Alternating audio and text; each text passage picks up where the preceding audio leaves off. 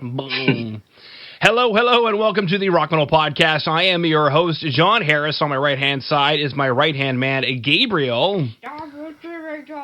And today on the Rock Metal Podcast, we have H8TEBALL, who has a new EP called Undead, which was released in February. Right now I'm being joined by Shaggy to share some more information about H8TEBALL, what H8TEBALL's got going on, why H8TEBALL is so undead and unbreakable, and yeah, what they've got, what they've been up to as far as this whole lockdown quarantine situation has been concerned. So, Shaggy, welcome to the show.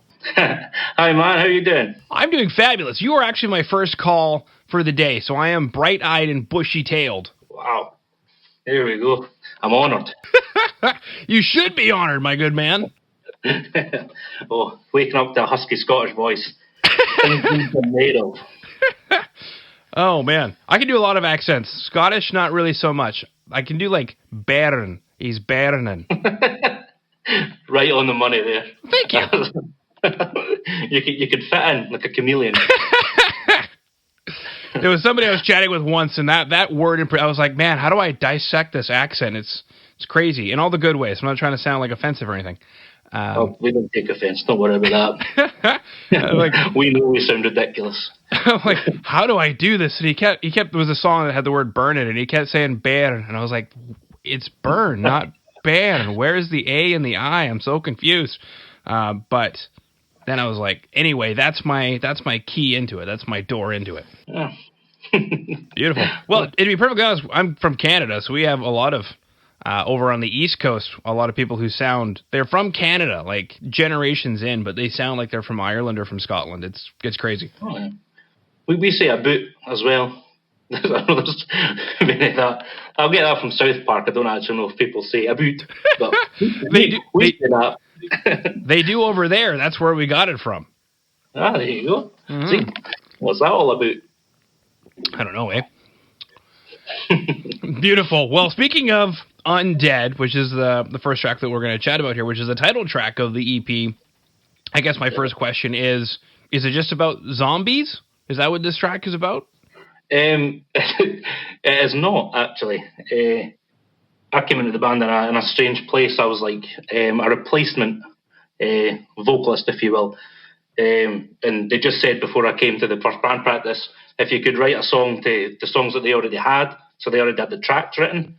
So it was just for me to see if it could work, to see if I knew how to write songs and whatever. So it was just something I had going on. I listened to like more metalcore stuff. So like a lot of In Heart's Wake, Parkway Drive, and they're all they pushed environmental stuff, global warming and stuff. So Undead was originally my take on that. It was about like deforestation and stuff. So I thought in my mind, it came up in a conversation at some point that me and a few of my friends were talking about it, and it came about that I made some kind of imagery or metaphor, like a zombie apocalypse would be to us what we kind of are to the rainforest and stuff like that. And then I joined up with this band and realised that they all wore masks and stuff, so it almost fitted in quite well. So I kind of passed it off to them for a while that it was just about being scary and monstery and H8TEBALL-ish, which they liked. And then as we got in, I kind of told them it's not really just about zombies, but it's music. You take from it what you will. It's got two meanings depending on who you are. That's awesome. It's got two meanings. It's got the cool meaning because you want to be able to fit in, and then it's got, the real meaning on the inside. Well, yeah, it was the first song I wrote from scratch with them. It worked out nicely. Yeah, I mean, I don't know, obviously, what kind of group of guys they are, but if you had come to my band practice and said, guys, I wrote this song, and you told me exactly what you said, I probably would have, I'd be standing with a guitar, because that's what I play, and I'd probably have a guitar pick in my mouth, and then, like, the guitar pick would drop, and the guitar would drop, and I'd be like, you're the coolest dude I've ever met. Hopefully you can sing as well as you can come up with great ideas, and then, we'd go from there or whatever. Yeah, it's my talent. I can make global warming sound like a zombie apocalypse. They'll take it. One song will do. Exactly. But no, I mean, it definitely brings up a really interesting side topic, because speaking of, this whole lockdown quarantine situation and global warming and pollution and all those wonderful things that have been on hold, the Earth seems to be repairing a bit. It has. It's doing a good job. Not that we have much wildlife here anyway. I think there's like 3 more deers than there used to be. I think somebody saw a seal at the beach. That was big news. Such as living in Scotland. This is true. You see some wildlife, and just all of a sudden you feel this rampant surge in your bones to just, I don't know, go kill it and have a feast for your family, and all of a sudden you're back in tune with your heritage. There's more haggis than usual running about. You see that? You call that a deer. I call that haggis in the making. I don't even know what's in haggis. We'll not get started on that subject. I'm a chef, so I can tell you that it's usually a protein of some kind, lamb or whatever I think is supposedly traditional, and then a bunch of oats as filler. And then you grind up all the pieces and the whole thing, kind of make like a big giant sausage, stuff it inside of one of its organs, which I think is the stomach, but I'm probably wrong on that one. No matter. Yeah, I've never had it. It sounds delicious, but I've never had it. I hear it's gross, but maybe people just don't like lamb. I love lamb, though. Oh, it's great. It doesn't taste like lamb. I know. It doesn't. It just tastes like haggis. Yeah. Nothing much beats it. I bet. Beautiful. So, I mean, I guess my next question then is Shags. I'm pretty sure I can call you Shags. We're best friends now. I know my mum, but she'll not get far into the podcast anyways. Do you then feel that, as you wrote this song and then you're seeing what's happening with the Earth having a chance to repair itself before, moments before, as we're talking now anyway, as we're recording this, moments before we undo everything and go right back to dumping trash into the river. What did you just say? Well, that's what people do. That's kind of what we're chatting about. Speaking of which, we're finding PPE in the ocean and whatnot from the medical facilities and all that stuff. So, do you find that this song is a little more relevant today, or maybe not more relevant, but takes on, I don't know, maybe more of a special meaning for you? For me personally, yeah. For the people who know what I wrote it about originally, which isn't many people who listen to our music, most people think it's about zombies. So, for them people, probably not. Depends what you took from the song, but it's environment. It's a big deal. Without it, we're all dead. So it doesn't matter how much PPE we wear. There's a metaphor in there somewhere. That'll be a song in the future. Yeah, next album. Groovy. Now, the other thing, too, is it is the title track of the EP. So is it like a standalone track lyrically, or is it something that kind of sums up the whole EP, or you guys just thought it would sound cool to call the EP Undead? Well, originally the song was called Army of the Undead, and I don't know how far you've looked into us that well, but we all wear like masks and stuff on stage, so it was to let people know that we are the type of clowns that wear masks and make fool of ourselves, as well as letting you know that what's on the. It's kind of molded everything together, like what you see from the band and what you get from listening to it. It just fit. It's important to wear a mask so that nobody knows that you're actually an accountant who works at the bank across the street. Well, I work in a pub where everyone knows who I am. There's no way I'm getting away from it. Beautiful. Now, the next track, Unbreakable, I'm noticing a theme here. Undead, Unbreakable. Yeah. Now, when it comes to the track Unbreakable, what does it mean? Is it Tupperware? Like if I drop, a plastic jar of pickles, it won't break? I never thought about it the Tupperware way. Well, it was more like, like people just let stuff just get to them. And it was a way like to get people to interact with our music a bit. We thought, we'll get a song that everybody can kind of relate to. I mean, for me personally, I went to quite a Catholic forward school, let's say. And whenever I was walking about, we all had to wear like proper uniform that was green, so it stood out. So every other school kind of knew who we were. And I used to get stuff from people at school for being a metalhead, but in a Catholic school, you're technically a Satanist from the word go. As soon as you knew Spike was there and listening to people screaming, that was it. So I got called a Satanist at school, and outside the school I got stuff for going to a Catholic school. So I never really took it. But I take everything as kind of a laugh, which is what we do as a band. The only real seriousness is the lyrics and the music. On stage, we kind of like to have more fun. But there's a little bit. I've seen more people like my pals at school and stuff. They suffered with that a bit more.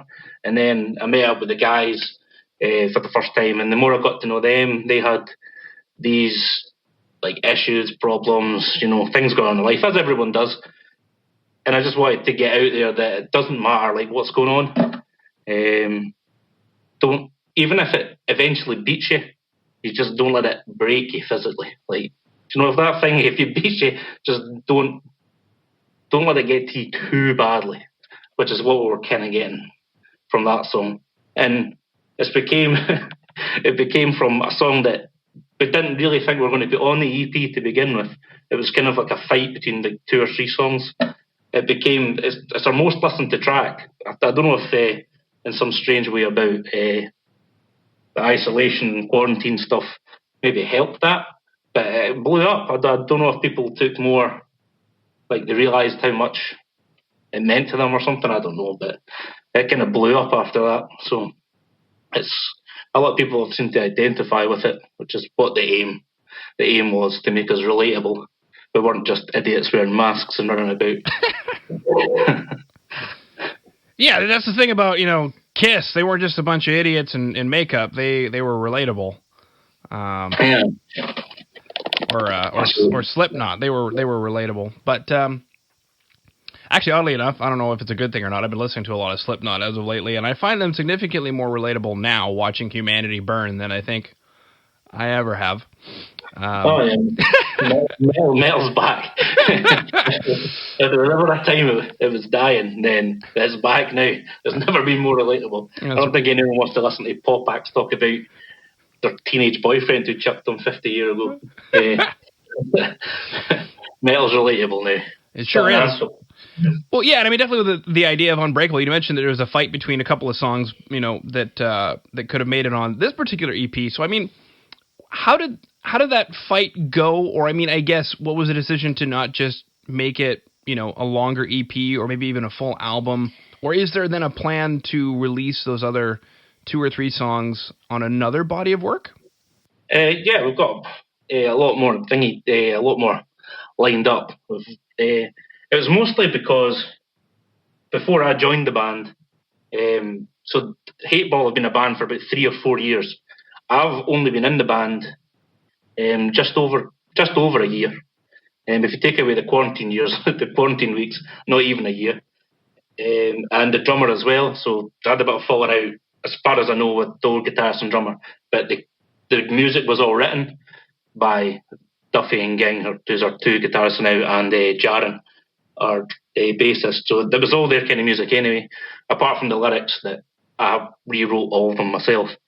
So they already had an EP written and recorded. So they 3 wanted to put newer songs out, if you know what I mean. They wanted to get the new stuff out, even though they had old stuff. But it sounded very different. Like, we changed, like, Liam, or the drummer, he was there just before me. His drumming's insane. Like, I've been in a few bands, no one's quite like Liam when I've been there. So, yeah, there was a few songs, like, the big one was Disgrace. That's what I would prefer that. I would prefer that on it, but that's the one they had like a big music video to and all that. So you might get that in future, maybe on an album or something with my vocals and the new drums and all that on it. So that's where the 2 of us wanted to play some of the old tracks that were on the old EP and redo them in our own way. And they were a wee bit more, we want to get the new stuff out. So that's where I wouldn't say argument started, but that's where the conversation went. Yeah, the argument. It's never an argument. We're all friendly people. Fight. Despite what we look and sound like, everyone thinks Scottish people are arguing. Genetically aggressive tone in the world. There was a Scottish woman I used to work with who had moved here for work for a while, and then I think they eventually moved back. But in the meantime, if she got into an argument with somebody, she'd just look at them and say, "Did you want a Glasgow kiss? Is that what you want?" A Glasgow kiss, Paul. I was like, "Could you remind me what that is?" Oh, it's just when you headbutt somebody. Yeah. It's a Glasgow kiss. Well. Beautiful. And then something you mentioned was a music video. So if you are listening in and you are digging the track Unbreakable and you want to check out the music video, you can do so by going to today's show notes at www.therockmetalpodcast.ca. And from what you were telling me, Shaggy, it is an isolation video. So I'm guessing this is something that you guys filmed independently and then sent it to somebody and, edited the whole thing together. Yeah? Yeah, we've all just got free time, so just done our own wee bits in the house, and we sent it to our drummer, actually, Liam. He worked it all out. He sat and did hours of looking through our ridiculous nonsense of recorded footage and managed to piece them all together into some kind of almost cohesive video. We decided to do it. We're not wearing masks in the video, which was a bit... only Jaron done it, the drummer, I think. Liam might be wearing, can't really remember. But we decided to go without it because it was like an isolation video. And then we realised it was our first ever video, so people might not know we wear masks. So we just cut about calling ourselves Masked Metal and don't ever wear masks. So it was a bit of a bold decision, but we felt like being relatable. Cool. All right, now, these two tracks, Undead and Unbreakable, came from the EP called Undead. Now, I guess my big honking question is, something you mentioned was there was a bit of discussion as far as which tracks were going to make it onto this particular EP. So what was the intention in crafting this EP? What did you guys set out to create?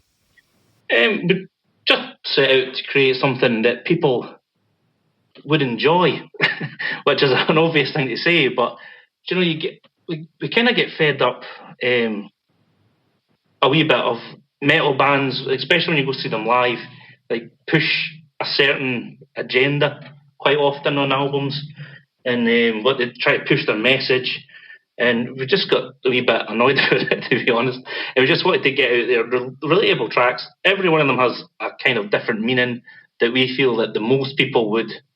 I mean, other than Undead, they're not really convoluted messages. They're very kind of straightforward. They say what they mean. So we'd rather just make it as simple and as possible. Like, take most technicalities out. We don't have, many effects or pedals. We just like to get down dirty, keep it as raw as possible, and just blast it out so that when we get on stage, if the people there that are wanting to get loose that anger, do it with the lyrics and the music, but also have fun. So we tried to keep it simple and keep it raw, and they seemed like the best 4 tracks to get out just a way that people could find a release rather than try and push, a kind of message on people. Every song has a message, but the EP as a whole is just different ways to vent, if you will. Yeah. Very cool stuff. Now, normally we'd be chatting about all those summer festivals and tours, but instead, the new question is, do you guys have any other news that maybe I didn't ask about with regard to what you guys have been up to behind the scenes? We've been up to quite a bit here and there. Everyone's doing their bit, doing podcasts. We got new merch. Well, we're getting new merch started. Some of it's already done. We sold out our T-shirts and our old T-shirts, which was a surprise enough to us. So we've been through all that. Hopefully, we've got a festival happening, but I don't know if it'll go ahead in September. It's called Hordes X. It's quite a big deal in the Scottish underground scene. They've got quite big British bands playing this year, especially there are some signed acts playing, but it's mostly underground bands. So the headliner of it is Acid Rain. They're quite getting on the rise here. So we're looking forward to that. We're supposed to be opening that. We're supposed to be the openers of that particular festival. which would be good if it goes ahead because we might be the first band anyone's ever heard live for nearly a year. So that could be a bit of a riot. And hopefully we got into the final of a battle of the bands for the people who for Scotland. So that got cancelled. So hopefully that goes ahead within the next few months, and then we might see people at Bloodstock if we get that far. Very cool stuff. All right, well, Shaggy, unless there's anything else you wanted to throw out there, I just wanted to thank you for coming on to the Rock Metal Podcast. Oh, thank you for having me. That's all I have to say on it.